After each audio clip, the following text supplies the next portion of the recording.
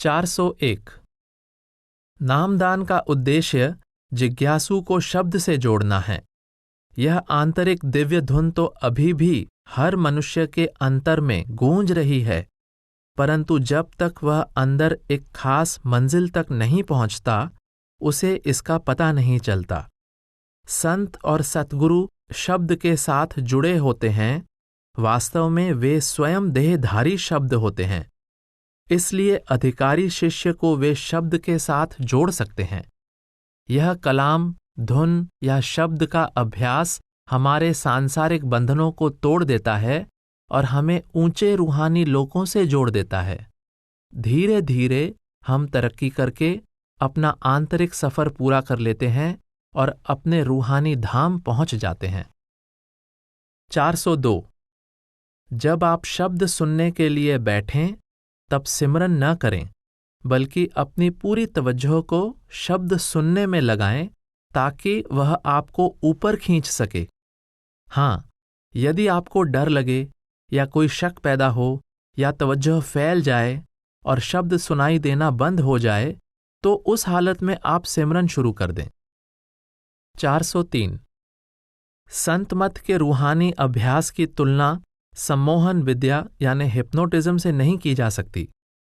जिस व्यक्ति पर सम्मोहन किया जाता है, वह तो सिर्फ वही चीज देख सकता है जो सम्मोहन करने वाला सुझाता है, परंतु सभी संतों के आंतरिक अनुभव बिल्कुल एक जैसे रहे हैं, चाहे वे विभिन्न देशों और अलग अलग समय में आए हों। वे एक दूसरे के संपर्क में नहीं आए और न ही उन्होंने एक दूसरे के बारे में कुछ सुना। चीन, हिंदुस्तान और फारस के संत कभी एक दूसरे से नहीं मिले, लेकिन उन सब के अनुभव समान थे। नामदान के समय सतगुरु आंतरिक रूहानी स्थानों की कुछ मोटी मोटी निशानियां ही बताते हैं, परंतु अपने लंबे रूहानी सफर में सभी अभ्यासी एक जैसी चीजें देखते हैं, चाहे उनके विषय में उन्हें कभी कुछ न बताया गया हो। 404। कृपया उस उद्देश्य को हमेशा अपने सामने रखें जिसे लेकर आप इतनी दूर विदेश गए हैं।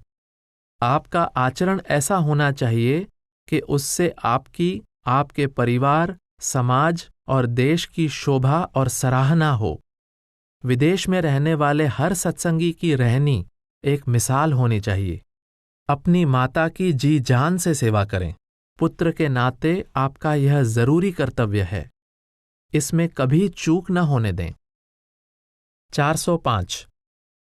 एक अच्छे मित्र से बिछुड़ने में दुख जरूर होता है, परंतु सत्संगी को किसी से भी इतना लगाव नहीं होना चाहिए कि उससे दूर होने का इतना कष्ट हो जितना आप महसूस कर रहे हैं। आपके पत्रों से पता चलता है कि आपका अपने मित्र के प्रति कितना ज्यादा लगाव है। इतना गहरा लगाव, चाहे वह किसी के लिए भी हो, संत मत के मार्ग में बहुत बड़ी रुकावट होता है। 406। सत्संगी बनने से हजरत ईसा के प्रति आपके प्रेम में कोई बाधा नहीं आनी चाहिए, बल्कि इस मार्ग को अपनाकर हजरत ईसा से अंतर में मिलने, उनसे बात करने और एक बेहतर ईसाई बनने में आपको मदद मिलनी चाहिए। 407। मुझे यह जानकर प्रसन्नता हुई कि परमात्मा ने आपको बेटा बख्शा है और वह बहुत सुंदर है। उसे मालिक की बख्शीश समझें और उसकी अच्छी तरह देखभाल करें। उसकी खुराक के बारे में चिंता न करें। मैं नहीं चाहता कि बच्चे की खुराक को लेकर आप और आपके पति के बीच कोई मतभेद पैदा हो। अगर वह बच्चे को सामिश आहार देने पर जोर दें, तो उनकी इच्छा का विरोध न करें और जैसा वह चाहें वैसा उन्हें करने दें। बड़ा होने पर बच्चा खुद अपने लिए फैसला कर लेगा। यह न सोचें कि वह अपने पिता के प्रभाव में आकर मांसाहारी भोजन का आदी हो जाएगा। अगर आपको अपने पति के लिए मांस पकाना पड़ता है, तो उसे बनाते समय नाम का सिमरन करती रहें। इससे आपके पति को फायदा होगा और आपको भी सामिश भोजन से अरुचि रहेगी। 408। मुझे आपके विवाह के बारे में जानकर खुशी हुई। पर यह याद रखें कि विवाह अपने आप ही सफल नहीं हो जाता। इसे कामयाब बनाने के लिए पति और पत्नी दोनों को प्रयास करना पड़ता है। सुखी जीवन बिताने के लिए एक दूसरे को समझने की कोशिश करें। इसमें आदान प्रदान जरूरी होता है। जहां तक हो सके अपने आप को अपने जीवन साथी की इच्छा और जरूरतों के अनुसार ढालने की कोशिश करें। हमेशा उनकी सुविधा का ख्याल रखें और एक दूसरे के प्रति निष्ठा और विश्वास रखें। आप जैसी समझदार और निष्ठावान कन्या के लिए यह मुश्किल नहीं होगा। 409। मुझे यह जानकर अफसोस हुआ कि कामकाज ज्यादा होने की वजह से आपकी सेहत अच्छी नहीं रहती। हमें कभी अपने आप को ज्यादा थकाना नहीं चाहिए। हर कार्य को सीमा में रखना जरूरी है। कृपया अपनी सेहत का ख्याल रखें। सेहत हर काम के लिए आवश्यक है, चाहे वह दुनियावी हो या रूहानी। आशा है कि आप अपनी इच्छा अनुसार 2 सप्ताह का विश्राम कर चुके होंगे और अब तंदुरुस्त और स्वस्थ होंगे। 410। वासनापूर्ण विचारों को मन से दूर रखने के लिए कृपया यह ध्यान रखें कि आपका भोजन भारी और उत्तेजक न हो। हमारे भोजन का मन पर बहुत असर पड़ता है। शाम का खाना तो खास तौर पर बहुत हल्का होना चाहिए।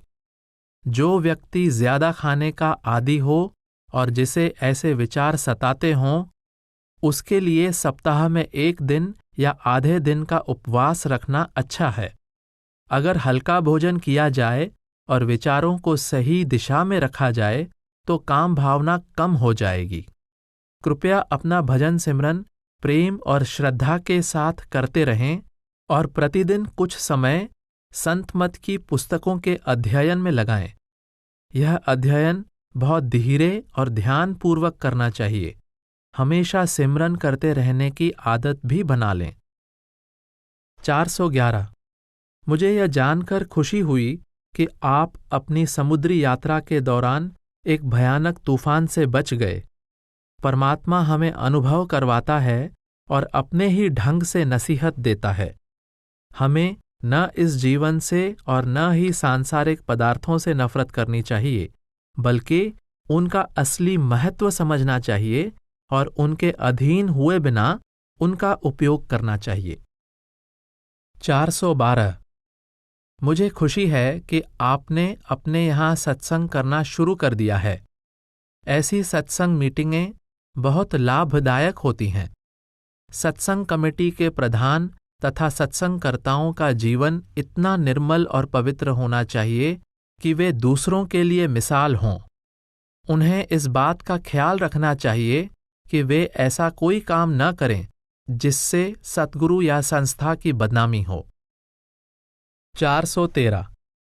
मुझे आपके पत्र से यह जानकर दुख हुआ कि आपका पुत्र श्रीमती के प्रभाव में आकर आपके प्रति अपना कर्तव्य करने में लापरवाही कर रहा है। शायद वह असल में यही सोचता है कि यह मेरा आदेश है कि वह आपकी देखभाल न करे। मैंने आपके पुत्र को सीधे या किसी और की मार्फत ऐसे कोई आदेश नहीं दिए हैं और न ही श्रीमती को किसी की पारिवारिक बातों में हस्तक्षेप करना चाहिए। हो सकता है कि उन्होंने नेक इरादे से आपके पुत्र को सलाह दी हो, परंतु दूसरों के मामले में उनका इस तरह का हस्तक्षेप मैं पसंद नहीं करता। आप अपने पुत्र से प्यार के साथ बात करें और उसे अपना दृष्टिकोण समझाएं। अगर जरूरत समझें तो यह पत्र उसे दिखा सकती हैं। कृपया किसी भी सत्संगी को संत मत के दृष्टिकोण से आदर्श न समझें। सभी जीव संघर्ष कर रहे हैं और हर एक को अपनी अपनी समस्याएं और मुश्किलें हल करनी हैं। कृपया अपने मन को भजन सिमरन में लगाएं और अपने दिल में किसी के प्रति बुरी भावना न रखें। भजन ही इस लोक में तथा परलोक में समस्त शांति और आनंद का स्रोत है। 414। आप सत्संग की पुस्तकें जिस व्यक्ति या पुस्तकालय को भेंट करना चाहें सहर्ष कर सकते हैं। यह सतगुरु और मनुष्य जाति की बहुत अच्छी सेवा है। अगर आपको विक्रेता यानी सेल्समैन के कार्य में अपने मांसाहारी ग्राहकों के भोजन का बिल चुकाना पड़ता है और ऐसा न करने पर आपकी बिक्री पर असर पड़ता है, तो कृपया इससे बहुत परेशान न हों, परंतु आप खुद हमेशा शाकाहारी रहें और नाम लेते समय किए गए वादों पर अडिग रहें। 415 अमेरिका के मेरे आगामी दौरे के बारे में कृपया चिंता न करें और सहज भाव से काम लें। इसकी वजह से आप में से किसी को भी चिंता या परेशानी नहीं होनी चाहिए। मैं किसी प्रकार का दिखावा या प्रचार नहीं चाहता, बल्कि चाहता हूं कि सभी कार्य सरल, स्वाभाविक और साधारण रीति से किए जाएं। एयर वाइस मार्शल सोंधी सेक्रेटरी के तौर पर मेरे साथ आएंगे। वह आपको सभी आवश्यक सूचना देंगे और उनके जरिए कोई भी सत्संगी या जिज्ञासु मुझसे मिल सकता है। 416 कृपया यह चिंता न करें कि किसी सत्संगी ने सतगुरु को छोड़ दिया है। सतगुरु अपने किसी भी शिष्य को कभी नहीं छोड़ते। हमें इस बारे में परेशान नहीं होना चाहिए, क्योंकि जो हम कर रहे हैं वह हमारा काम नहीं है। जिसका कार्य हम कर रहे हैं, कृपया उसे ही इसकी चिंता करने दें। प्रेम और श्रद्धा के साथ सत्संग जारी रखें और इसे सतगुरु की सेवा समझें। इस बात की चिंता न करें कि सत्संग में कम लोग आते हैं या ज्यादा। 417 मैं अच्छी तरह जानता हूं कि रूहानी तरक्की के लिए आप कितने बेचैन हैं, परंतु रूहानी तरक्की कई बातों पर निर्भर होती है, जिनमें से कुछ हमारे वश में नहीं होती। पहली चीज तो हमारे पिछले संस्कार हैं। हमारे मन की वृत्तियों को ढालने में इनका बहुत बड़ा हाथ होता है। उसके बाद आती है हमारी मेहनत और कोशिश। मालिक की दया मेहर और बख्शिश पर भी बहुत कुछ निर्भर करता है, परंतु आप काफी अच्छी तरक्की कर रहे हैं। कृपया याद रखें कि तवज्जो को दुनिया और उसके पदार्थों से हटाकर आंखों के केंद्र में लाना एक धीमी प्रक्रिया है और इसमें समय लगता है, परंतु चिंता न करें। सतगुरु आपकी कोशिशों को निरंतर देख रहे हैं। उचित समय आने पर वह जरूर दया करेंगे। आप अपना फर्ज अदा करते चलें, सतगुरु अपना कर्तव्य जरूर पूरा करेंगे। 418 सत्संग में इकट्ठे बैठकर अभ्यास करना, खासकर जब गैर सत्संगी भी मौजूद हों, कोई विशेष लाभप्रद नहीं है। गैर सत्संगी नहीं जानते कि भजन क्या है, परंतु वे यह जानने को उत्सुक हो जाते हैं कि सत्संगी अभ्यास किस तरह करते हैं। सत्संगियों को भी दूसरों की उपस्थिति का एहसास बना रहता है। इससे अभ्यास में बाधा पड़ती है। भजन सिमरन हमेशा अकेले में करना ही उत्तम है। 419 आपकी व्यापारिक परेशानियों का भजन से कोई संबंध नहीं है। आप व्यर्थ ही दोनों को जोड़ रहे हैं। मनुष्य की आर्थिक परिस्थिति और आमदनी उसके अपने कर्मों पर निर्भर होती है। कृपया अपना भजन सिमरन प्रेम, श्रद्धा और दीनता के साथ करते चलें और परमात्मा से प्रार्थना करें कि वह आपकी आर्थिक कठिनाइयों को दूर करने में मदद दें। 420 आपका पत्र बहुत सुंदर और समझदारी से लिखा हुआ है, पर उसमें लगातार निराशा का भाव झलकता देखकर मुझे अफसोस हुआ। मैं अच्छी तरह जानता हूं कि आप अपने वृद्ध माता पिता के लिए कितने चिंतित हैं और उनके प्रति आपकी कितनी बड़ी जिम्मेदारी है। कृपया चिंता छोड़ दें, अपने मन को भजन सिमरन की ओर मोड़ें। अपने आंतरिक सफर की शुरुआत में हमें कई मुश्किलें पेश आती हैं, पर यदि हम बिना नागा भजन करते रहें तो ये सब रुकावटें दूर हो जाती हैं और हम प्रगति करना शुरू कर देते हैं। याद रखें, संत मत में असफलता नाम की कोई चीज नहीं है, चाहे रास्ता दुश्वार और नीरस लगता है। इसलिए मायूसी छोड़ दें और सहायता तथा सांत्वना के लिए मालिक की ओर मुख करें। भजन सिमरन से ही समस्त सुख, शांति और आनंद प्राप्त होते हैं। अकेलेपन की भावना का यही एकमात्र इलाज है। साथ ही हर रोज कुछ समय परमार्थी पत्र भाग 2 ध्यान पूर्वक पढ़ें। 421। आपके सुंदर देश की यात्रा के दौरान आपके घर आने का जो आपने निमंत्रण दिया है, इसके लिए धन्यवाद। परंतु लोगों ने मेरे इस कथन को गलत समझ लिया है कि मैं सत्संगियों से उनके स्थानों पर मिलूंगा। मेरा इरादा हर सत्संगी के घर जाने का नहीं था। मैं तो चाहता था कि सब सत्संगियों को अमेरिका में 1 या 2 जगह बुलाने के बजाय उनके नज़दीक के शहरों में जाकर मिलूं, जहां सत्संग होते हैं और जो सभी को सुविधाजनक हो, जैसे कि किसी सत्संगी का घर, और वहां उनसे मिलकर मैं उन्हें अपनी अपनी समस्याओं पर बातचीत करने का अवसर दूं। मैं आपके निमंत्रण की कद्र करता हूं, परंतु इस विषय में अभी मेरे लिए कुछ भी कहना मुश्किल है, क्योंकि मेरा सारा कार्यक्रम अमेरिका में स्थित प्रतिनिधि बनाएंगे। सो अभी यह नहीं कह सकता कि मैं किन किन शहरों में और किन किन सत्संगियों के घर जाऊंगा। आपको यथासमय इन बातों की सूचना मिल जाएगी। 422। आप सहर्ष बाइबल पर प्रवचन कर सकते हैं। जिसके पास इसे सही ढंग से समझने की कुंजी है, उसके लिए बाइबल रूहानियत के रत्नों से भरी पड़ी है। 423।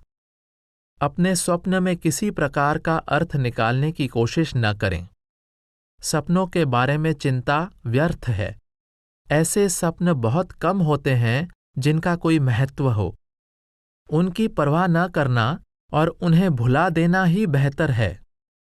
अपनी दया मेहर से मालिक जो कुछ हमारे लिए करता है, वही हमारे लिए सबसे अच्छा है। 424। संतमत सम्मोहन यानी हिप्नोटिज्म के द्वारा इलाज के पक्ष में नहीं है, क्योंकि इससे रोगी की इच्छा शक्ति कमजोर हो जाती है और सम्मोहन करने वाला भी अपनी शक्तियों का रूहानी तरक्की के लिए उपयोग करने के बजाय उन्हें इस प्रकार के इलाज करने में नष्ट करता है। यह ऊंचा आध्यात्मिक दृष्टिकोण है, पर यदि कोई व्यक्ति सम्मोहन के द्वारा इलाज करवाना चाहे तो इसमें संत मत के किसी सिद्धांत या नियम का उल्लंघन नहीं है। 425। आपके पत्र से पता चलता है कि आपको अपनी उन्नति की तीव्र इच्छा है। जो और लोग कर चुके हैं, वह आप भी कर सकते हैं। कृपया याद रखें कि मनुष्य जन्म की यह अनमोल दौलत परमात्मा ने हमें सिर्फ इसीलिए प्रदान की है कि हम इस अवसर का लाभ उठाकर वापस निज घर पहुंच जाएं, जहां से हम लाखों युगों पहले निकले थे। मनुष्य जन्म की एक एक सांस का हिसाब परमात्मा को देना पड़ेगा। कोई भी इंसान इतना कमजोर नहीं है कि वह परमात्मा से न मिल सके। परमात्मा से प्रार्थना करें कि वह आपको बल और हौसला दे, ताकि आप अपने में जो कमजोरी पाते हैं उस पर विजय प्राप्त कर सकें। उसकी दया मेहर अपार है। हमें इस ओर से कभी निराश नहीं होना चाहिए। परमात्मा आपका पिता है और आप उसके पुत्र हैं। इस भावना के साथ उससे प्रार्थना करें। 426। आपके पत्र से यह जानकर खुशी हुई कि आप हकीकत और सत्य के सच्चे खोजी हैं और आपने डॉक्टर जॉनसन की पुस्तक पाथ ऑफ द मास्टर्स का आलोचनात्मक दृष्टि से ध्यानपूर्वक अध्ययन किया है। इस पुस्तक को पढ़ने के बाद आपके मन में जो सवाल पैदा हुए हैं वे सही हैं और एक बुद्धिमान व्यक्ति के दिमाग में इनका उठना स्वाभाविक है। मैं खुद भी इस विषय में डॉक्टर जॉनसन के दृष्टिकोण से और खास तौर पर विविध धर्मों की उनकी आलोचना से सहमत नहीं हूं, लेकिन यदि उनकी पुस्तक में धर्मों पर लिखे गए अध्याय पर ध्यान न दें तो आप देखेंगे कि डॉक्टर जॉनसन ने संत मत के सिद्धांतों को बहुत सरल, सुंदर और विश्वसनीय ढंग से समझाया है। वास्तव में धर्मों पर अध्याय लिखने में डॉक्टर जॉनसन का उद्देश्य आजकल के धर्मों के पुजारियों के आचरण पर और धर्मों की शिक्षा को समझने के उनके तरीके पर टीका करना था।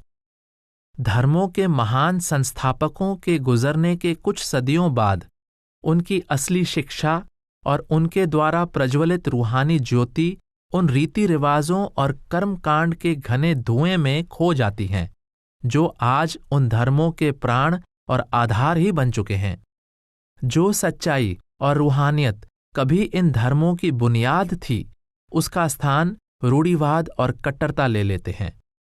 अगर हम पक्षपात रहित मन से हकीकत की खोज करने की कोशिश करें तो इस नतीजे पर पहुंचेंगे कि सभी धर्मों की तह में एक ही सच्चाई है, जिसे भिन्न भिन्न देशों और समय के संत महात्माओं ने अपनी अपनी भाषा में अपने अपने ढंग से समझाया है। परमात्मा के भेजे महात्मा इस दुनिया में कोई धर्म बनाने के लिए नहीं आते और न ही किसी ने आज तक किसी धर्म की बुनियाद रखी है। वे तो हमेशा हमारे दिल में मालिक की भक्ति और प्रीति पैदा करने के लिए आते हैं और प्रेम के पंखों पर बिठाकर हमें अपने असली घर ले जाते हैं। पर जब वे दुनिया से चले जाते हैं तो हम उनके ऊंचे आदर्शों को भूल जाते हैं और अपने स्वार्थ और लाभ के लिए उनकी शिक्षा को धर्मों की शक्ल दे देते हैं तथा अपने आप को छोटे छोटे संप्रदायों, जातियों और धर्मों में बांट लेते हैं। आप जानते ही हैं कि धर्म और पैगंबरों के नाम पर इस संसार में कितने युद्ध और अत्याचार हुए हैं।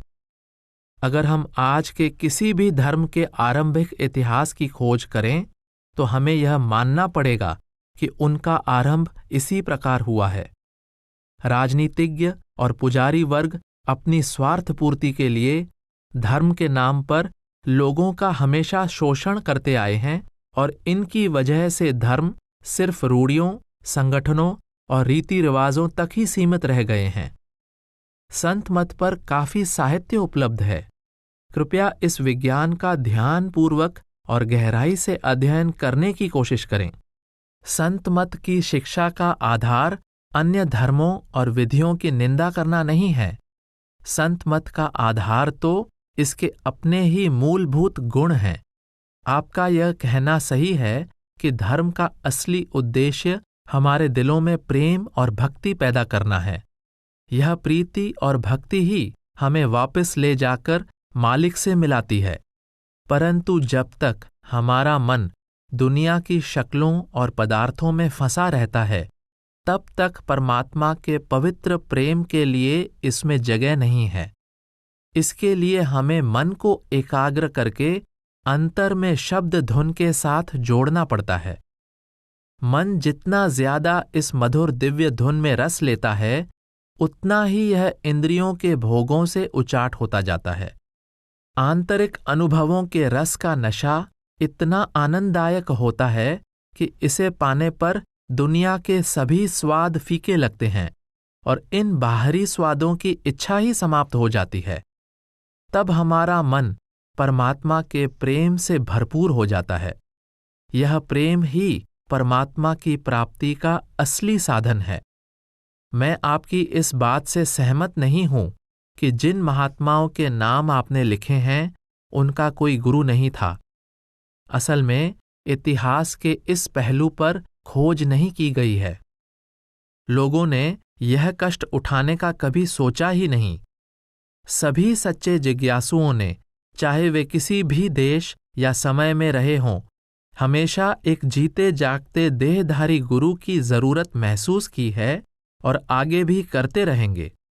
यह तो आम समझ की बात है। आप किसी भी कारोबार, हुनर या कार्य के बारे में विचार करके देखें। क्या कोई साधारण सा हुनर भी किसी प्रशिक्षित शिक्षक के बिना सीखा जा सकता है? फिर यह आत्मिक विज्ञान, जो सब विज्ञानों से कठिन है, किसी पूर्ण गुरु के बिना कैसे सीखा जा सकता है? आंतरिक मार्ग नीरस और अंधकार से परिपूर्ण है।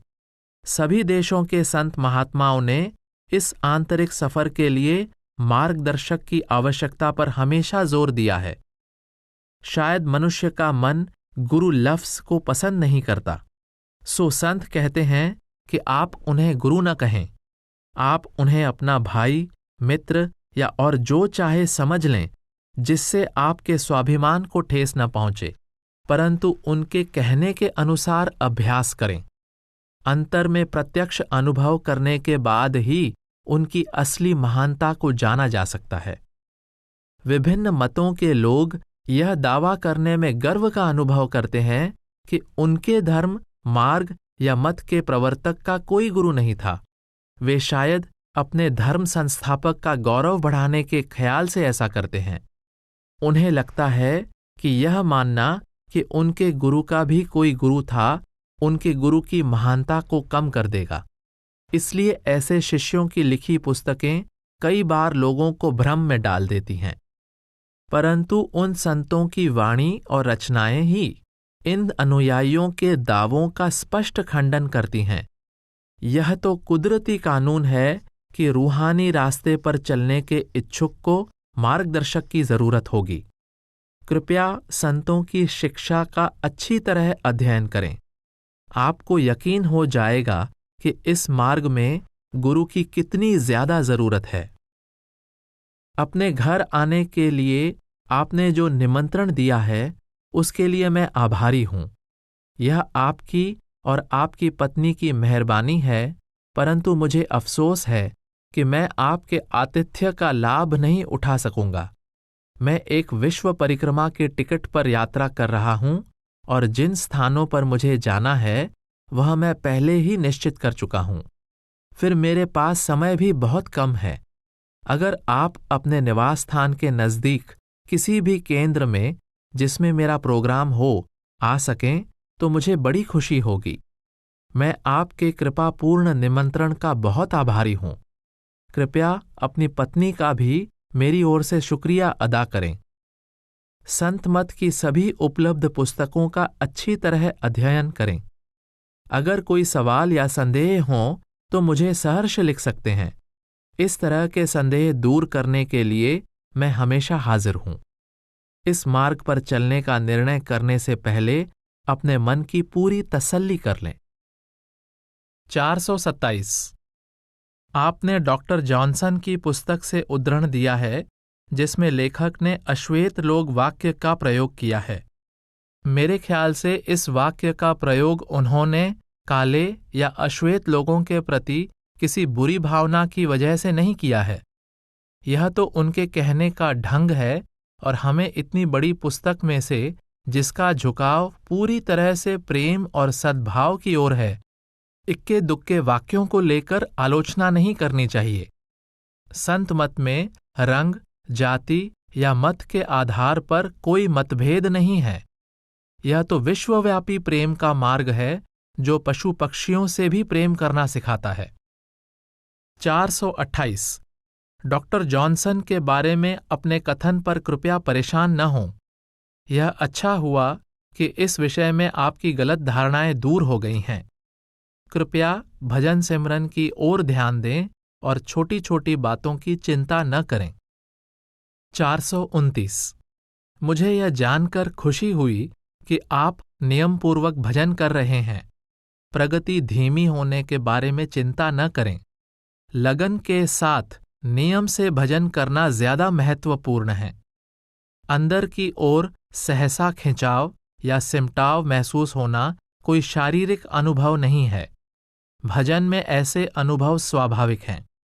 प्रकाश की जो झलकें आपको आती जाती दिखाई देती हैं, वह लगातार और नियमित अभ्यास के द्वारा अधिक स्थिर और उज्ज्वल हो जाएंगी।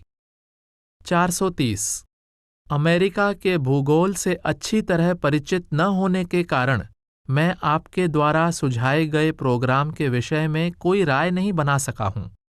अपना प्रोग्राम निश्चित करने का कार्य मैंने वहां के अपने प्रतिनिधियों के सुपुर्द कर दिया है। कृपया अपने सुझाव सीधे उन्हें भेजें। 431 हमारी सब बीमारियां और परेशानियां मालिक की मौज से हमारे पिछले कर्मों के फलस्वरूप आती हैं, परंतु दवाइयों से अथवा प्राकृतिक उपायों से इनका इलाज करने में कोई हर्ज नहीं है। ये इलाज भी परमात्मा की मौज से ही बने हैं। मुझे यह जानकर बहुत खुशी हुई कि आप अपने यहाँ के सत्संग के प्रधान चुन लिए गए हैं। राधा स्वामी सत्संग के प्रेसिडेंट के रूप में अपने कर्तव्य पूरे करने के बारे में चिंतित होने की जरूरत नहीं। प्रेम के साथ सत्संग की व्यवस्था करते रहें और एक दूसरे के हृदय में भजन के लिए लगन और उत्साह पैदा करें। सत्संग में सिर्फ संतों की शिक्षा, सतगुरु के प्रति प्रेम तथा परमात्मा की भक्ति के महत्व पर जोर देना चाहिए और इन्हीं के बारे में चर्चा होनी चाहिए। यदि किसी सत्संगी के मन में कोई सवाल या संदेह पैदा हों तो उन्हें बड़े प्रेम के साथ हल करना चाहिए। सत्संगियों में आपस में पूर्ण सामंजस्य, प्रेम और भाईचारे की भावना होनी चाहिए। कृपया प्रेम और लगन के साथ संगत की सेवा करें और सेवा का जो अवसर आपको दिया गया है उसका पूरा फायदा उठाएं। प्रेम, विश्वास और भक्ति के साथ अपना भजन सिमरन नियम पूर्वक रोज करते रहें। आपका आचरण और व्यवहार दूसरों के लिए एक मिसाल होना चाहिए। 433। आप भजन के लिए कोई भी ऐसा आसन अपना सकते हैं जो सुविधाजनक हो, स्वास्थ्य की दृष्टि से ठीक हो और जिसमें नींद आने का खतरा न हो, बल्कि मन को सजग और चुस्त रखने में सहायक हो। आसन ऐसा न हो कि शरीर में तनाव या खिंचाव पैदा हो, क्योंकि ऐसी हालत में मन का ध्यान शरीर की ओर चला जाता है। इसलिए शरीर तनाव रहित और आराम की अवस्था में रहना चाहिए, परंतु लेटना नहीं चाहिए, क्योंकि लेटकर भजन करने में नींद आ जाने का डर रहता है। सुविधाजनक और उचित आसन में बैठने के बाद हमें यह सोचना चाहिए कि सिर ही हमारे शरीर का केंद्र है। फिर तवज्जो को शरीर से निकालना और उसे आंखों के पीछे स्थिर करना आसान हो जाता है। उचित यही है कि सत्संगी अभ्यास में हर बार एक ही आसन में बैठे। आसन का हमारे रूहानी अभ्यास के साथ इतना गहरा संबंध होता है कि उस आसन में बैठते ही हमारी वृत्ति अनायास अभ्यास की ओर होने लगती है। जब भी शरीर अभ्यास के आसन को अपनाता है तो हमें अवचेतन मन से अभ्यास में बैठने की प्रेरणा मिलती है। प्रतिदिन एक ही स्थान पर और नियत समय पर अभ्यास में बैठना खासकर शुरू में बहुत उपयोगी होता है, क्योंकि वातावरण और स्थान का भी भजन से संबंध होता है। आसन, नियत स्थान और नियत समय का अपना महत्व है, पर यह अलग अलग व्यक्तियों के लिए अलग अलग होता है। लेकिन जिनके लिए यह रूहानी अभ्यास रोज की आदत बन जाता है, उनके लिए नियत स्थान, आसन और समय की पाबंदी जरूरी नहीं रहती और वे किसी भी परिस्थिति में जब चाहें अभ्यास कर सकते हैं। वे चलते फिरते भी अभ्यास में लीन रह सकते हैं। 434। सतगुरु के देह स्वरूप का दर्शन ध्यान के लिए बहुत सहायक होता है। प्राचीन महात्माओं ने सतगुरु और संतों के दर्शन को बहुत महत्व दिया है। प्रेम और प्रकाश के स्रोत सतगुरु के देह स्वरूप दर्शन से मिलने वाला मूक आदेश भी सत्संगी की अंतरात्मा को बहुत आकर्षित करते हैं। दर्शन का प्रभाव जिज्ञासु की भावना और ग्रहणशीलता पर निर्भर करता है और इस प्रभाव की गहराई निर्भर करती है उसके पिछले संस्कारों पर। अक्सर जिज्ञासु सतगुरु के दर्शन पाकर ही निहाल हो जाता है और वह उनसे और किसी चीज की कामना नहीं करता। सतगुरु के दर्शन मात्र से ही आनंद प्राप्त करना बहुत ऊंची चीज है, क्योंकि इससे जाहिर होता है कि जिज्ञासु के अंदर प्रेम है और प्रेम रूहानी जिंदगी के लिए बहुत जरूरी है। अपने प्रियतम के दर्शन पा लेने के बाद बार बार उनके दर्शन करने के सिवाय प्रेमी की और कोई कामना नहीं रहती। वह हमेशा सतगुरु के दर्शन बार बार करने के लिए व्याकुल रहता है, जिसके फलस्वरूप प्रेमी आंतरिक मंडल में सतगुरु के समीप आ जाता है। 435।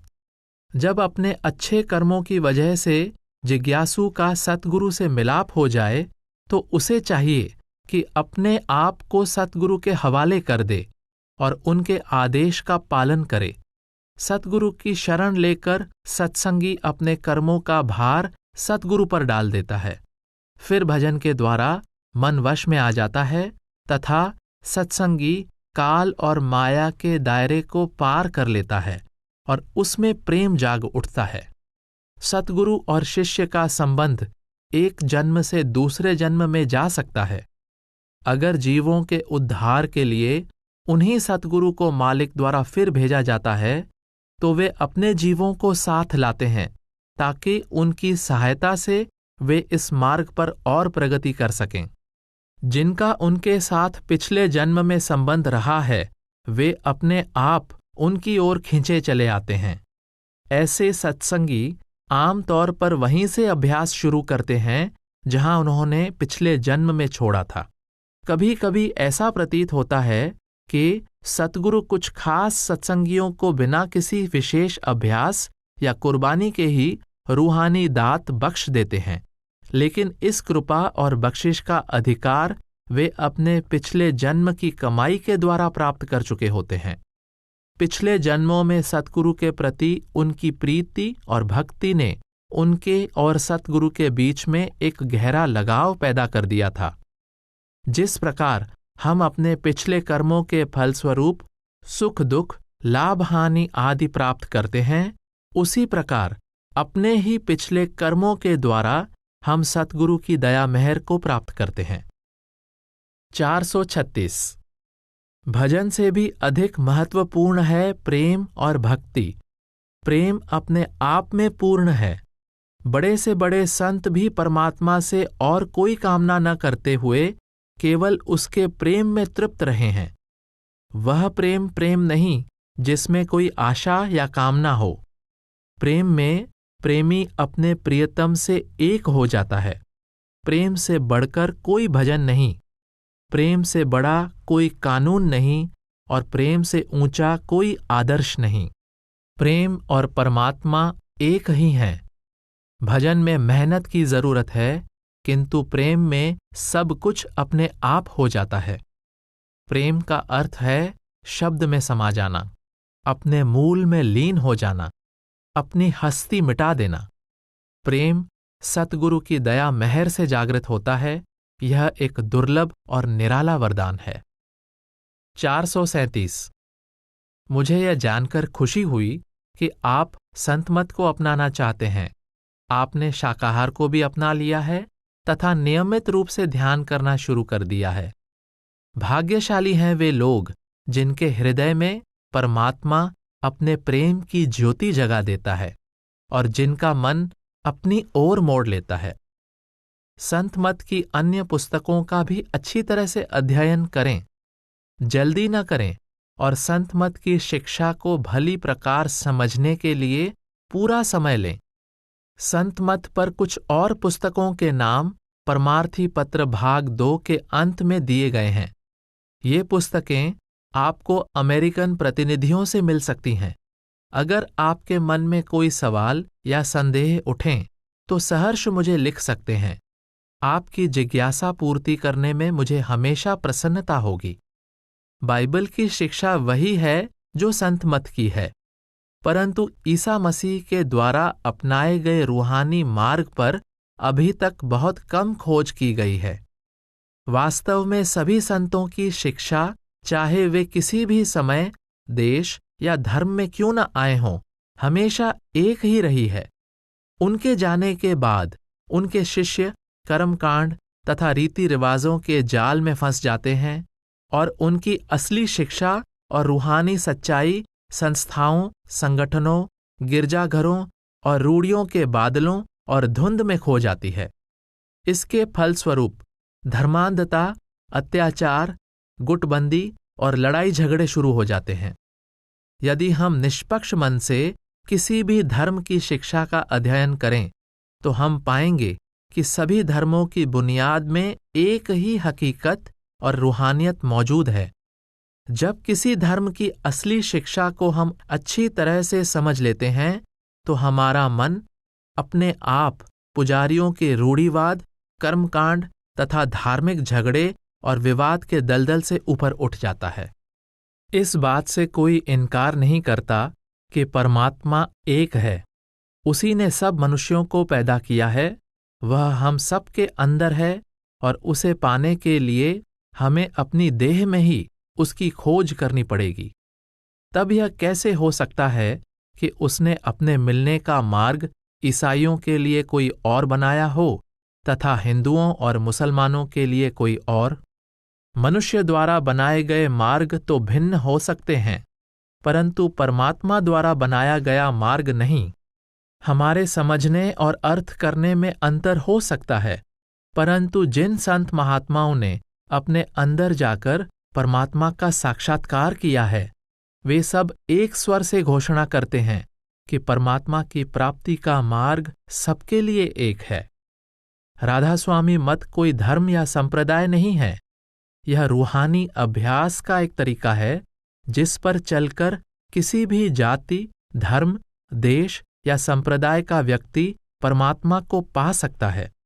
राधा स्वामी का अर्थ है आत्मा, यानी राधा का मालिक स्वामी। जिस प्रकार मालिक के भक्तों और प्रेमियों ने अपने प्रेम और आनंद में आकर उसके कई नाम रखे हैं, उसी प्रकार राधा स्वामी भी उस परमात्मा का एक नाम है। माता अपने बच्चे को प्यार में कई नामों से पुकारती है, ये नाम उसके प्यार को प्रकट करते हैं।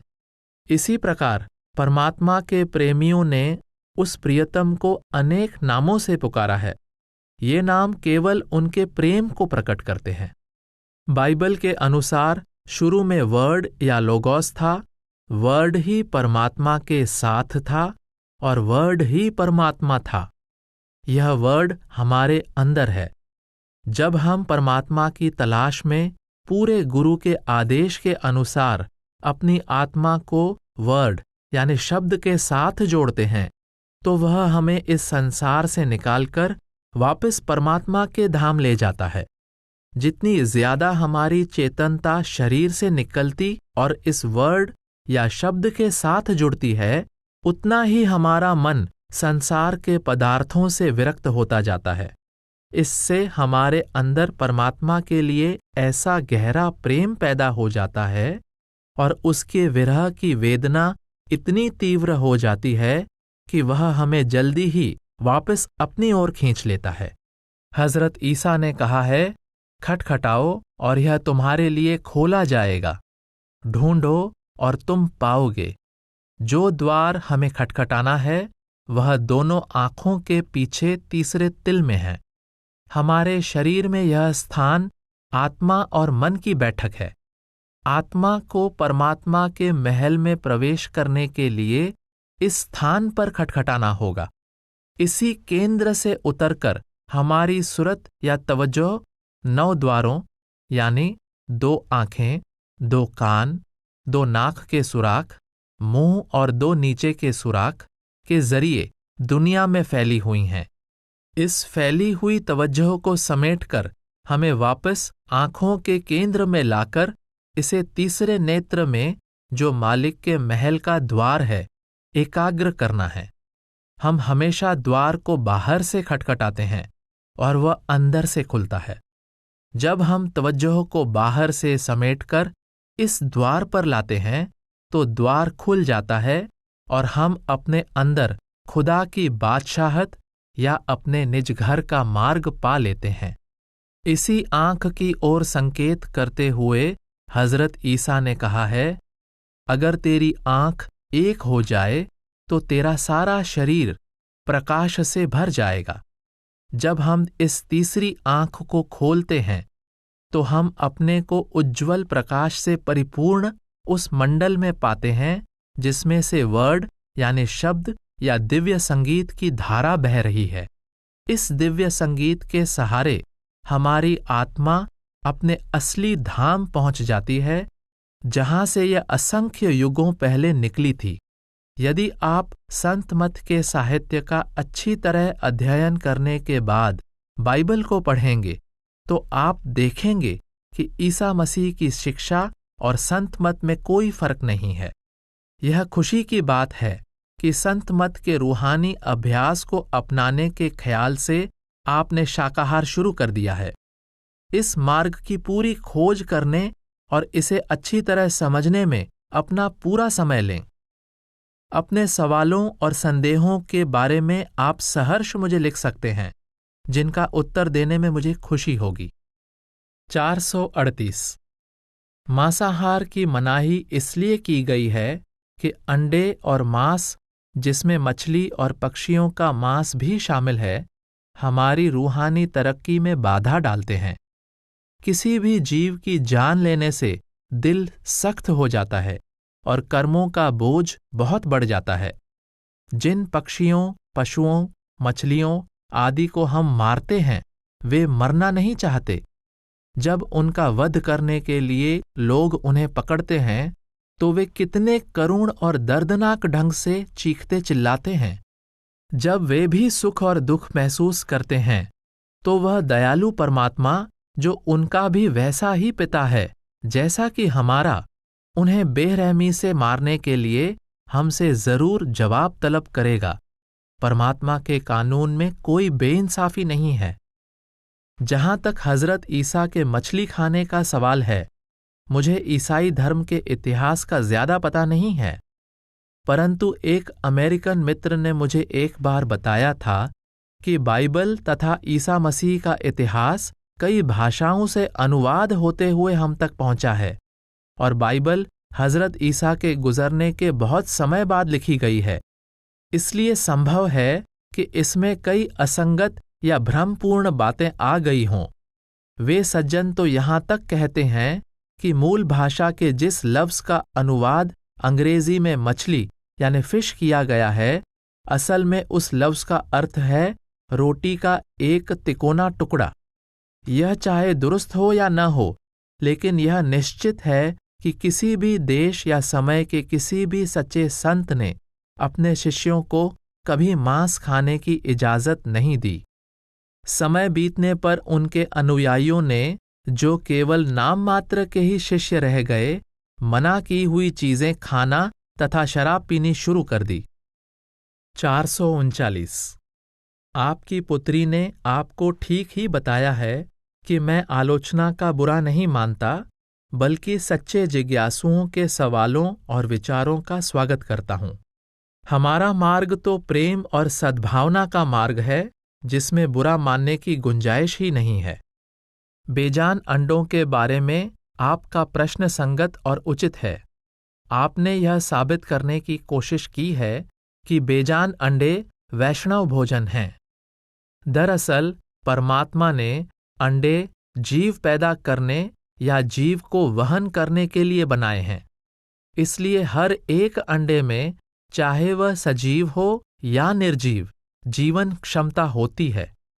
इसके अलावा, जैसा आपने दी इनर वॉइस, अंतर की आवाज में पढ़ा है, अंडे चाहे सजीव हों या निर्जीव, हमारी तामसिक और पाश्विक इच्छाएं जागृत करते हैं, एकाग्रता में बाधक होते हैं और इस प्रकार हमारी रूहानी तरक्की में रुकावट पैदा करते हैं।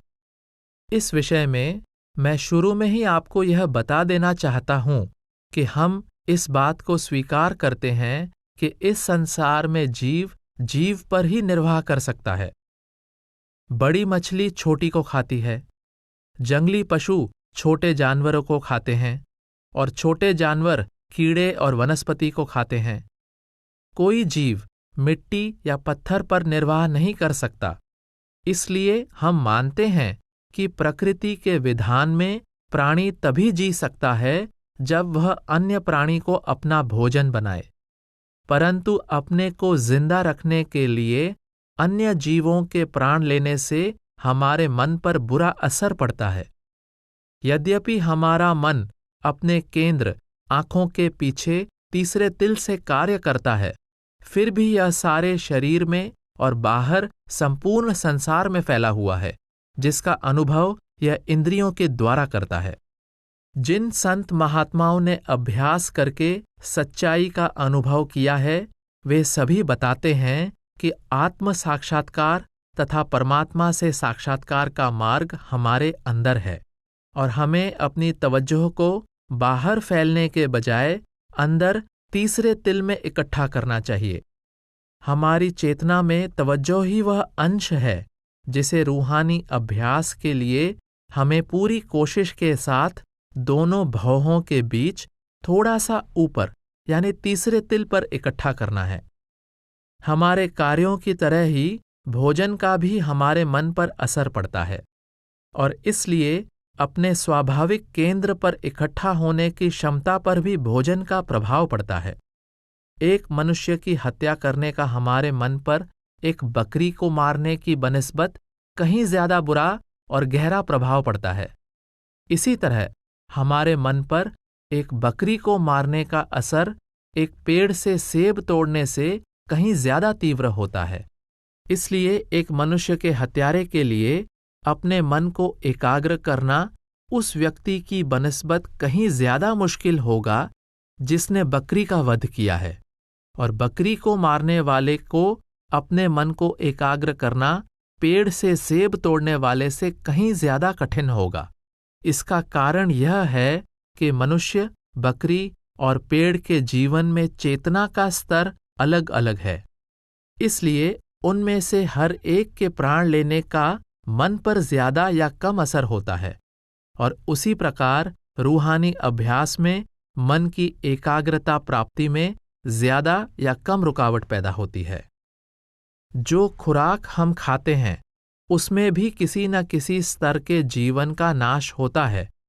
पशुओं का मांस खाने वाले व्यक्ति के लिए रूहानी एकाग्रता मछली और पक्षी खाने वाले के मुकाबले कहीं ज्यादा कठिन होगी, जबकि मछली, पक्षी और अंडे खाने वाले के लिए रूहानी एकाग्रता फल और सब्जी खाने वाले की बनिस्बत ज्यादा मुश्किल होगी। यही कारण है कि हम सभी रूहानी अभ्यासियों को सलाह देते हैं कि अपने पोषण के लिए सबसे निचली श्रेणी के जीवन को नष्ट करें। दूसरे शब्दों में हम शाकाहारी बनने की सलाह देते हैं। आपने सजीव और निर्जीव अंडों में फर्क बताया है, परंतु प्रकृति ने अंडा तो बनाया ही चूजे की पैदाइश के लिए है। अगर बनावटी तरीकों से अंडे में प्राण नहीं आने दिए जाते तो इसमें अंडा किसी अन्य श्रेणी का आहार नहीं बन जाता।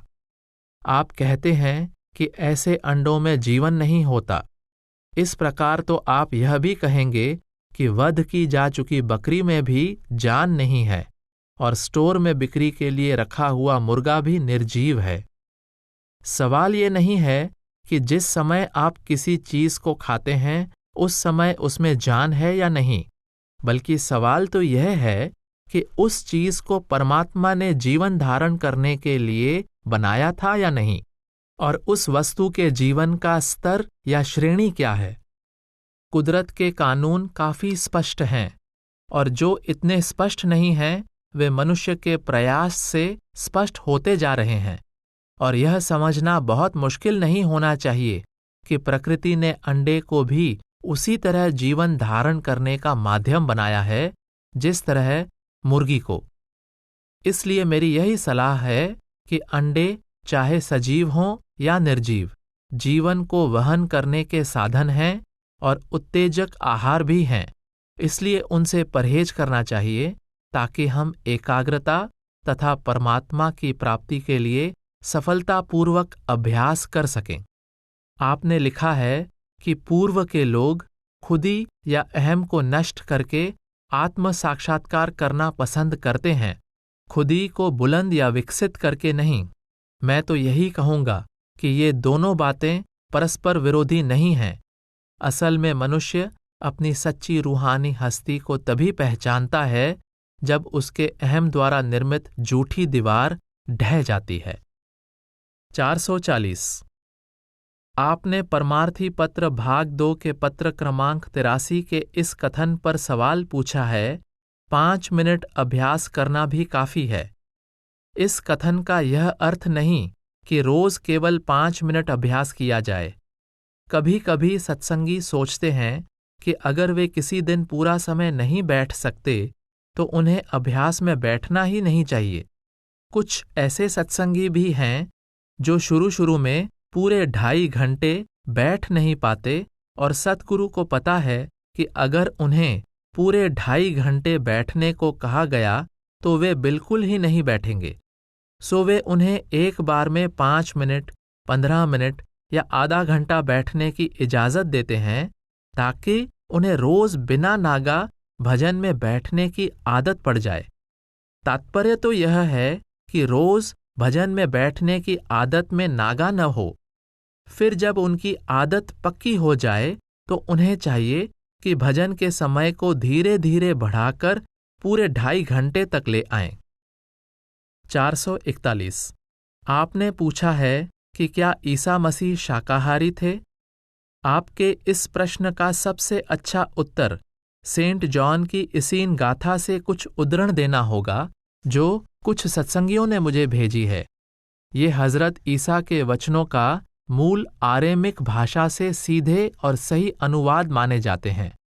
मुझे बताया गया है कि ये प्राचीन हस्तलेख वेटिकन पुस्तकालय में हैं। लेकिन उन्होंने जवाब दिया, हे गुरुदेव, हम कहाँ जाएं, क्योंकि आपके पास तो अमर जीवन के संदेश हैं। हमें बताएं कि हमें कौन से पापों से बचना चाहिए ताकि हमें फिर कभी दुख का सामना न करना पड़े। ईसा ने उत्तर दिया, तुम्हारे विश्वास के अनुसार ऐसा ही हो। और यह कहते हुए उनके बीच बैठ गए। पुराने जमाने में शिक्षा दी जाती थी कि अपने परमपिता परमात्मा और धरती पर माता की इज्जत कर और उनके आदेशों का पालन कर ताकि तेरे दिन इस धरती पर बहुत हों। और फिर उसके बाद यह आदेश दिया जाता था, किसी का वध न कर, क्योंकि जिंदगी सभी को परमात्मा ने दी है और जो परमात्मा की दी हुई है उसे कोई इंसान न छीने। मैं तुमसे सच कहता हूं कि धरती के सभी प्राणी माता से उत्पन्न हुए हैं, इसलिए जो भी किसी के प्राण लेता है वह अपने भाई को मारता है, और उससे माता अपना मुंह मोड़ लेगी और उससे अपने जीवनदायक दूध को हटा लेगी, और उससे फरिश्ते नफरत करेंगे और शैतान उसके शरीर में बसने लगेगा, और उसके शरीर में कत्ल किए हुए जानवरों का मांस उसकी अपनी कब्र बन जाएगा। मैं तुमसे सच कहता हूं कि जो कत्ल करता है वह अपने आप का हत्यारा है, और जो मारे हुए जानवरों का मांस खाता है वह उनके जिस्म से मौत को खाता है, और उनकी मौत उसकी अपनी मौत हो जाएगी, क्योंकि पाप का नतीजा मौत ही है। कत्ल न करो और न अपने निरीह शिकार का मांस खाओ, ताकि तुम शैतान के गुलाम न बन जाओ, क्योंकि यह दुख का रास्ता है और यह मौत की ओर ले जाता है। परमात्मा के हुक्म में चलो ताकि उसके फरिश्ते जिंदगी की राह में तुम्हारी मदद करें। इसलिए परमात्मा के इस आदेश का पालन करो। देखो, मैंने तुम्हें हर तरह का फल और बीज यानी अनाज दिया है जो धरती पर है, और हर एक वृक्ष दिया है जिसमें फल लगते हैं और जिसमें उस वृक्ष के बीज भी हैं। तुम्हारे लिए वे मांस की जगह हैं, और धरती के हर एक पशु को, हर एक पक्षी को जो हवा में उड़ता है, और हर एक जंतु को जो जमीन पर रेंगता है, जिनमें प्राण हैं, मैं उन सबको मांस की जगह हरी सब्जियां देता हूं, और जो जमीन पर चलते और रहते हैं उनका दूध तुम्हारे लिए मांस के स्थान पर होगा। जिस प्रकार मैंने उनको हरी सब्जियां दी हैं, उसी प्रकार उनका दूध मैं तुमको देता हूं। परंतु मांस और रक्त जिनसे वे चेतन हैं तुम कभी न खाना। और हजरत ईसा फरमाते गए, परमात्मा ने तुम्हारे पूर्वजों को हुक्म दिया था, तुम कत्ल नहीं करोगे, लेकिन उनके दिल सख्त हो गए और उन्होंने कत्ल किए। फिर हजरत मूसा ने चाहा कि कम से कम वे इंसान को तो कत्ल न करें, और उसने उनका जानवरों का कत्ल करना बर्दाश्त किया। और फिर तुम्हारे पूर्वजों के दिल और भी सख्त हो गए, और उन्होंने मनुष्यों और पशुओं का समान रूप से वध किया। पर मैं तुमसे कहता हूं, न तो मनुष्य का वध करो और न जानवरों का, और न ही किसी जीव को अपना आहार बनाओ, क्योंकि अगर तुम जीवित भोजन शाकाहार करोगे तो तुम्हें जीवन और शक्ति मिलेगी, लेकिन अगर तुम मृत भोजन मांसाहार करोगे तो वह मृत आहार तुम्हें भी मार देगा, क्योंकि केवल जीवन से ही जीवन मिलता है और मौत से हमेशा मौत मिलती है। मृत भोजन तुम्हारे शरीर को भी मृत बना देगा, और जो चीजें तुम्हारे शरीर को मारती हैं वे तुम्हारी आत्मा को भी मार देंगी। जैसा तुम्हारा भोजन होता है वैसा ही तुम्हारा शरीर बन जाता है, और इसी तरह जैसे तुम्हारे विचार होते हैं वैसी ही तुम्हारी आत्मा बन जाती है। 442। जहां तक स्वामी बाग के सत्संग का सवाल है, स्वामी बाग वाले खुद भी यह दावा नहीं करते कि पिछले करीब 20 साल से उनके यहाँ कोई देहधारी गुरु या सही उत्तराधिकारी रहा है अथवा अब है। उनमें कुछ मुकद्दमेबाजी भी चल रही है, और मुझे बताया गया है कि एक जज ने यह फैसला दिया है कि उनके यहाँ बहुत अरसे से कोई सच्चा गुरु नहीं रहा है। स्वामी बाग में हमेशा गुरु पद के विभिन्न दावेदार रहे हैं, और इस समय वे 2 मुख्य शाखाओं में बट गए हैं, स्वामी बाग और दयाल बाग। दोनों ही अपने को सही उत्तराधिकारी कहते हैं। इन दोनों में पिछले 40 वर्षों से मुकद्दमेबाजी चल रही है, और हाल ही में एक दीवानी मुकद्दमे में, यानी स्वामी बाग विरुद्ध दयाल बाग, स्वामी बाग वाले दावेदार को अवैध घोषित कर दिया गया है। यहाँ हम अपने ही कार्यों में बहुत व्यस्त हैं, इसलिए इन बातों को विस्तार में जानने के लिए न तो हमारे पास समय है, न हमें इनमें कोई दिलचस्पी है, और न ही इनसे हमारा कोई संबंध है। लेकिन यदि आपको इसमें दिलचस्पी है तो आग्रह पत्र लिखकर अदालत के फैसले की कॉपी मंगवा सकते हैं। 443। सद्भाव और आपसी मेलजोल आपकी सभी सत्संग मीटिंगों का मुख्य आधार होना चाहिए। केवल तभी ये मीटिंगें उपयोगी होती हैं।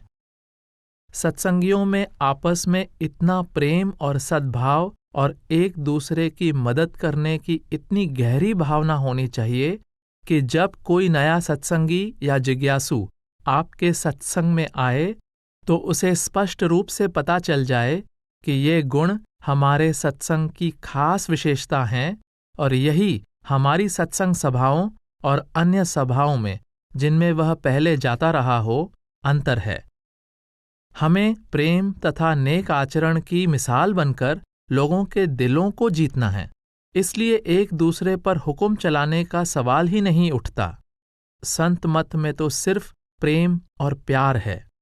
संत मत में मन मुटाव का कोई स्थान नहीं। सो अगर आपके सत्संगों में सद्भाव और प्रेम नहीं है तो आप संत मत के सिद्धांतों के विरुद्ध चल रहे हैं। हमें सत्संग मीटिंगों में इसलिए इकट्ठे नहीं होना है कि हम अपनी भावनाओं को प्रकट करने का मौका ढूंढें या एक दूसरे को अनुशासन सिखाएं और एक दूसरे से नफरत करें, और न ही सत्संगों का ध्येय मनोरंजन, खाना पीना अथवा किसी रीति रिवाज का पालन करना होना चाहिए। जिस तरह लोगों ने हर हफ्ते गिरजाघरों में जाना एक दस्तूर बना रखा है, उसी तरह हमें हर हफ्ते या हर महीने सत्संग में केवल एक रिवाज के तौर पर नहीं जाना चाहिए।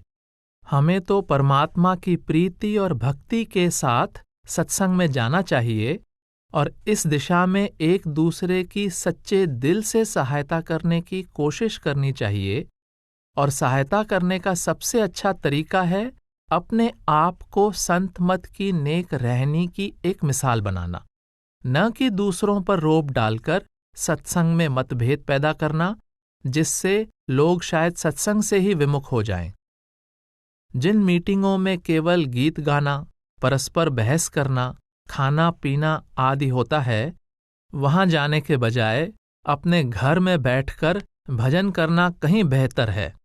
परमात्मा की प्रीति और भक्ति के द्वारा ही हम दूसरों को आकर्षित कर सकते हैं। इन बाहरी सामाजिक मनोरंजन, खाने पीने आदि से नहीं, जो सच्चे जिज्ञासु को आकर्षित करने के बजाय उन्हें दूर भगाते हैं। हमें किसी भी प्रकार के रिवाज या कर्मकांड को अपनी सत्संग मीटिंगों का आधार नहीं बनाना चाहिए। सच्चे जिज्ञासु और प्रेमी सत्संगी इन्हें पसंद नहीं करते। हमें तो प्रेम और प्यार के द्वारा उनके दिलों को जीतना है। अपने सत्संग ग्रुप में आपसी प्रेम और सद्भाव पैदा करने और उसे बनाए रखने की सबसे ज्यादा जिम्मेदारी प्रबंधकों की है, जिन्हें आप सेक्रेटरी, प्रेसिडेंट या प्रतिनिधि किसी भी नाम से पुकार सकते हैं। यह प्रबंधकों का कर्तव्य है कि वह लोगों को प्रेम और सद्भावना के वातावरण में एकत्रित करें और प्रबंधक होने के नाते उनके साथ और अधिक प्रेम और सहानुभूति के साथ पेश आएं। उनके लिए यह जरूरी और अनिवार्य है कि सत्संगियों और जिज्ञासुओं से जितना प्रेम उन्हें मिलता है, उससे कहीं ज्यादा प्रेम के साथ स्वयं उनसे व्यवहार करें। औरों में विश्वास पैदा करना और स्वयं उनका विश्वास प्राप्त करना उनका कर्तव्य है। अगर आप लोगों में मतभेद हैं, तो मैं इसमें अपनी ही कमी महसूस करता हूं कि मैं आपको सही शिक्षा न दे सका और संत मत के उसूल ठीक तरह न समझा सका। सत्संगियों में हमेशा प्रेम और सामंजस्य होना चाहिए। इसी में मुझे सबसे ज्यादा प्रसन्नता होती है। जितना ज्यादा हम एक दूसरे को प्यार करते हैं, उतना ही ज्यादा हम सद्गुरु और परमात्मा के निकट हो जाते हैं। इसीलिए ईसा मसीह ने कहा है, एक दूसरे से प्यार करो। जब तक आप एक दूसरे से प्यार नहीं करते, आप सतगुरु से भी प्यार नहीं करते, और यदि आप सतगुरु से प्रेम नहीं करते, तो आप परमात्मा से भी प्रेम नहीं कर सकते। अगर हम अपने साथियों से प्रेम नहीं करते, तो यह सोचना कि हम परमात्मा और सतगुरु से प्यार करते हैं, हमारे अहंकार द्वारा पैदा किया हुआ भ्रम है। हमें प्रेम के द्वारा अहंकार को दूर करना है। जहां अहंकार है, वहां प्रेम नहीं, और जहां प्रेम है, वहां अहंकार नहीं। जो अहम या खुदी को भूल सके, वही सच्चा प्रेमी है। सो हमें उदार, निश्चल और निष्पक्ष होना चाहिए। प्रेम की जरूरत सभी को है, किसी को दूसरों की बनिस्बत ज्यादा है, और मैं आपसे कहूंगा कि जितना ज्यादा प्यार हम देते हैं, उतना ही यह बढ़ता है। अगर हमारे अंतर से प्रेम की धाराएं प्रवाहित नहीं होती, तो हम परमात्मा के प्रेम को आकर्षित करने और उसके रंग में रंग जाने में सफल नहीं हो सकते, क्योंकि जहां अहंकार और स्वार्थ का वास है, वहां प्रेम के लिए कोई जगह नहीं है। सो हमें अपने अहंकार, उग्र व्यवहार और तानाशाही स्वभाव से लोगों को दूर नहीं भगाना चाहिए, बल्कि अपने निष्कपट, प्रेमपूर्ण और मधुर स्वभाव के द्वारा, जो हमारे भजन सिमरन के फलस्वरूप हमारी आदत ही बन जाता है, उन्हें जीतने की कोशिश करनी चाहिए। तब वह सच्चा प्रेम, जो मालिक की बख्शीश है, हमारा जीवन और प्राण बन जाता है। तब हम उसी में लीन रहते हैं और उसी का प्रसार करते हैं।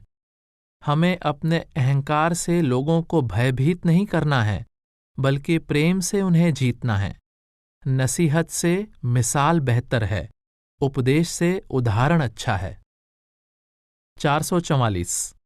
हाँ, यह सच है कि शाकाहार में भी हम किसी के प्राण लेते हैं। असल में हम पानी का एक घूंट भी बिना जीव हत्या किए नहीं ले सकते, चाहे ये जीव इतने सूक्ष्म हैं कि केवल खुर्दबीन की मदद से ही देखे जा सकते हैं। जब हम सांस लेते हैं तो भी जीव हत्या करते हैं, क्योंकि हवा में भी अनेक सूक्ष्म कीटाणु होते हैं। जीव हत्या किए बगैर इस संसार में रहना असंभव है, परंतु जीवों में भी कई श्रेणियां हैं। इस संसार के सभी पदार्थ 5 तत्वों में से एक या एक से अधिक तत्वों के बने हुए हैं। ये तत्व हैं पृथ्वी, जल, अग्नि, वायु और आकाश। मनुष्य इस सृष्टि का सिरमौर है, क्योंकि उसमें 5 तत्व पूर्ण रूप से सक्रिय हैं। तत्वों के आधार पर हम इस संसार को 5 श्रेणियों में बांट सकते हैं। पहला, वनस्पति जगत, जिसमें सब्जियां, फल फूल, पेड़ पौधे आदि आते हैं। इन सब में प्राण तो हैं, परंतु इनमें केवल जल तत्व ही प्रधान है, बाकी 4 तत्व सुप्त हैं। दूसरा, कीड़े मकोड़े। इनमें 2 तत्व प्रधान हैं, हवा और अग्नि या पृथ्वी और अग्नि। तीसरा, पक्षी। इनमें 3 तत्व प्रधान हैं। चौथा, चौपाए और पशु। इनमें 4 तत्व प्रधान हैं, सिर्फ आकाश तत्व नहीं है। आकाश से विवेक शक्ति आती है। पांचवा, मनुष्य। मनुष्य में 5 तत्व पूर्ण रूप से मौजूद हैं और इसलिए मनुष्य को सृष्टि का सिरमौर कहा जाता है। केवल यही ऐसा प्राणी है जिसमें और 4 तत्वों के अलावा विवेक की शक्ति भी है। स्वाभाविक है कि इन जीवों के प्राण लेने के बदले जो मुआवजा हमें देना पड़ता है, उसकी मात्रा में अंतर होता है। उदाहरण के लिए, इस दुनिया में अगर आप किसी का फूल तोड़ें या किसी के खेत में से सब्जियां तोड़ लें, तो आपको ज्यादा से ज्यादा केवल झिड़कियां ही सहनी पड़ेंगी। यदि आप किसी की मुर्गी मार दें, तो आप पर जुर्माना हो सकता है। अगर आप किसी की गाय या भैंस को मार डालें, तो आप पर ज्यादा से ज्यादा जुर्माना होगा या जेल भी हो सकती है। परंतु आप किसी मनुष्य की हत्या करें, तो कानून के अनुसार आपको इसकी सजा अपनी जान देकर भुगतनी पड़ेगी। इन सभी हालात में जीव हत्या तो की गई है, लेकिन दंड की मात्रा वध किए गए जीव की श्रेणी के अनुसार कम या ज्यादा है। इस दुनिया का यही कानून है। इस संसार में हम बिना किसी के प्राण लिए जी नहीं सकते, इसलिए संत हमें शुद्ध शाकाहार करने का आदेश देते हैं। हम शाकाहार से स्वास्थ्यपूर्ण जीवन बिता सकते हैं और साथ ही अपने कर्मों के बोझ में भी कम से कम वृद्धि करते हैं, क्योंकि हम केवल एक तत्व वाले जीव यानी फल और सब्जी के ही प्राण लेते हैं। इस प्रकार हम अपनी जिंदगी में कम से कम कर्मों का बोझ इकट्ठा करते हैं। मिसाल के तौर पर, अगर आपके सिर पर 2 मन का बोझ रख दिया जाए, तो आप उसे लेकर चल नहीं सकेंगे या शायद खड़े भी न रह सकें। पर यदि आपको केवल 2 किलो वजन उठाना पड़े, तो आप उसे लेकर दौड़ भी सकेंगे। बोझ तो आप पर दोनों अवस्थाओं में है, परंतु फर्क इस बात से पड़ता है कि बोझ कितना है। इसी प्रकार हमें अपनी जिंदगी के दौरान कम से कम कर्म इकट्ठे करने चाहिए। सब्जी या फल की जान लेने से जो कर्म का बोझ हमें उठाना पड़ता है, वह किसी पशु या पक्षी के प्राण लेने या किसी दूसरे के द्वारा उसे मारने में भागीदार होने के बोझ से बहुत कम है। दोनों की मात्रा में अंतर है। संत हमें समझाते हैं कि हम जो रूहानी अभ्यास रोज करते हैं, उससे हमारे उन कर्मों का बोझ दूर होता रहता है जो जिंदा रहने के लिए प्रतिदिन शाक सब्जी और फलों को खाने से इकट्ठा होता है और जिनका हिसाब भजन न करने वालों को देना पड़ता है। जब हमारा ध्येय परमात्मा की प्राप्ति है और हम उसके लिए प्रतिदिन रूहानी अभ्यास करते हैं, तो सब्जी फल वगैरह के प्राण लेने के कारण इकट्ठे होने वाले हमारे कर्म रूहानी अभ्यास के द्वारा अपने आप दूर होते रहते हैं। लेकिन अगर हमें अपने लक्ष्य की कोई परवाह और चिंता ही नहीं है और अपना पेट भरने के लिए पशुओं, पक्षियों, मछलियों आदि को मारते हैं या उनकी मौत का कारण बनते हैं, तो इन बुरे कर्मों का हिसाब हमें जरूर देना पड़ेगा और इनका बोझ इतना भारी हो जाएगा कि दौड़ पाना तो दूर रहा, हम खड़े भी न हो सकेंगे। मनोरंजन, खेल या शिकार के लिए जानवरों को मारना तो आहार के लिए इन्हें मारने से भी ज्यादा बुरा है और इसका बोझ कहीं ज्यादा होता है। इसलिए संत हमें हिदायत देते हैं कि इस दुनिया को हमेशा के लिए छोड़कर परमात्मा के पास लौट चलो, तभी हम इस हिंसा से बच सकते हैं।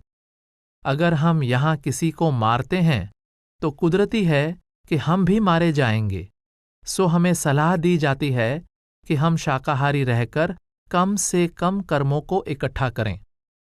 हमारे कर्मों का भंडार इतना भारी है और कर्मों का पहले ही हम पर इतना अधिक भार है कि अपनी जिंदगी में इसे बढ़ाने के बजाय घटाने की कोशिश करनी चाहिए। अगर हम शाकाहारी रहते हैं तो कर्मों के इस बोझ में अधिक वृद्धि नहीं करते, बल्कि यदि हम ईमानदार और प्रेमी सत्संगी हैं तो भजन के द्वारा इस बोझ को कम कर लेते हैं। किंतु यदि हम अभ्यास नहीं करते और कर्मों के बोझ को बढ़ाते रहते हैं तो यह भार असहनीय हो जाता है और अंत में हमें खींचकर निचली योनियों में ले जाता है। सो मुझे आशा है कि अब आप समझ गए होंगे कि हम शाकाहारी क्यों हैं। 445 धर्म का आधार प्रेम होना चाहिए, भय नहीं। हमें परमात्मा की भक्ति इस डर से नहीं करनी है कि अगर हम भक्ति नहीं करेंगे तो परमात्मा कहीं हमसे धन, परिवार, सांसारिक पदार्थ, लोगों का प्यार या आदर न छीन ले अथवा हमें कोई और सजा न दे दे। यह भक्ति के लिए सही भावना नहीं है। हिंदुस्तान में कुछ लोग सांप की पूजा करते हैं, इसलिए नहीं कि उन्हें सांप से प्यार है, बल्कि इसलिए कि वे उसके डंक से डरते हैं। सो उसके डंक से बचने के लिए वे उसको पूजते हैं। हमें परमात्मा की भक्ति इस भावना के साथ नहीं करनी चाहिए। हम तो उसकी भक्ति इसलिए करते हैं क्योंकि हमें उससे प्रेम है, उसके प्रति श्रद्धा है और वापस जाकर उसी में समा जाना चाहते हैं। फारस की एक मशहूर मुस्लिम संत राबिया बसरी ने इस भावना को बड़े सुंदर ढंग से प्रकट किया है। आप कहती हैं, ऐ खुदा, अगर मेरे वश में हो तो मैं नरक को समुद्र में डुबो दूं और स्वर्ग को आग लगा दूं, ताकि लोग नरक के डर से या स्वर्ग की कामना लेकर तेरी भक्ति न करें, बल्कि तेरे लिए ही तेरी भक्ति करें। जब तक हम ऐसा प्यार पैदा नहीं करते, हम परमात्मा की सच्ची भक्ति करने में सफल नहीं हो सकते।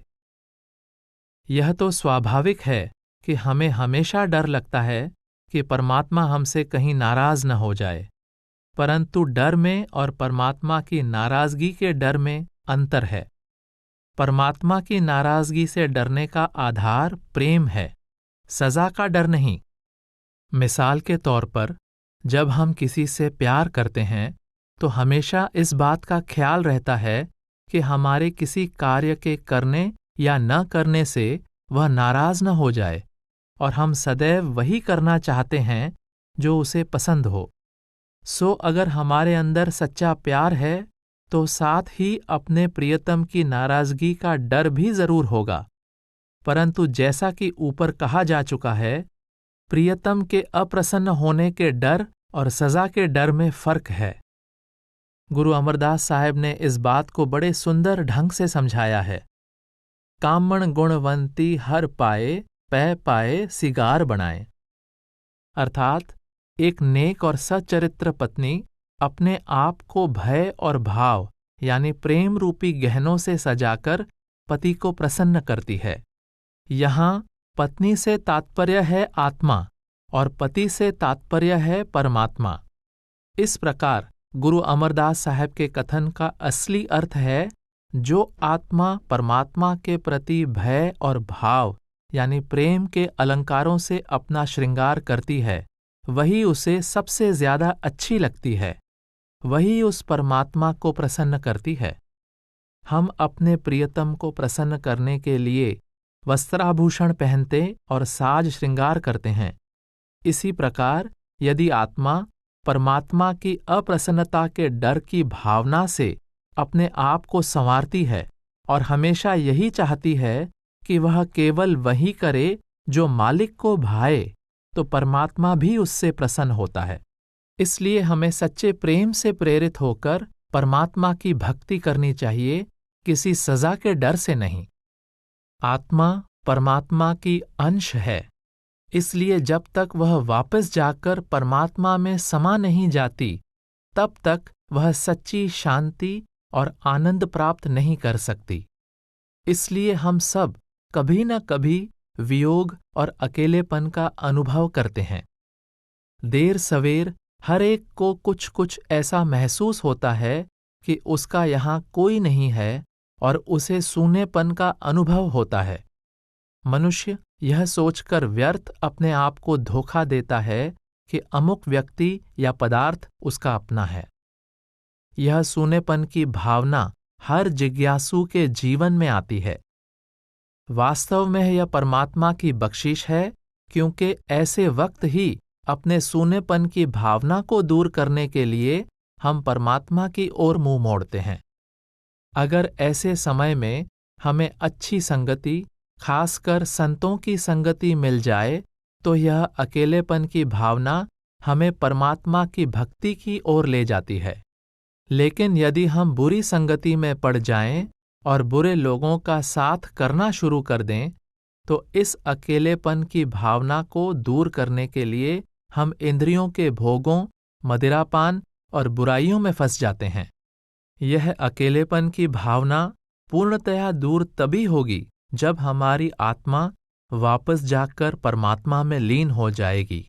स्थायी सुख, आनंद और शांति तो तभी प्राप्त होगी जब हम परमात्मा में समा जाएंगे, जब बूंद समुद्र में लीन होकर समुद्र हो जाएगी। मुश्किल तो यह है कि हम सही दिशा में सुख की तलाश करने की कोशिश नहीं करते। हम अपनी असली मंजिल की, अपने निज धाम की खोज नहीं करते, बल्कि इंद्रियों के भोग, बाल बच्चों के मोह, धन दौलत, मान बढ़ाई आदि में सुख ढूंढते फिरते हैं। सुख की तलाश में जितने ज्यादा हम इनकी ओर जाते हैं, उतने ही ज्यादा हम दुखी, हताश और निराश हो जाते हैं, क्योंकि अपनी खोज में जितना अधिक हम दुनिया की ओर जाते हैं, उतने ही अपने असली ध्येय से, अपनी मंजिल मकसूद से, अपने असली धाम और घर से दूर हो जाते हैं।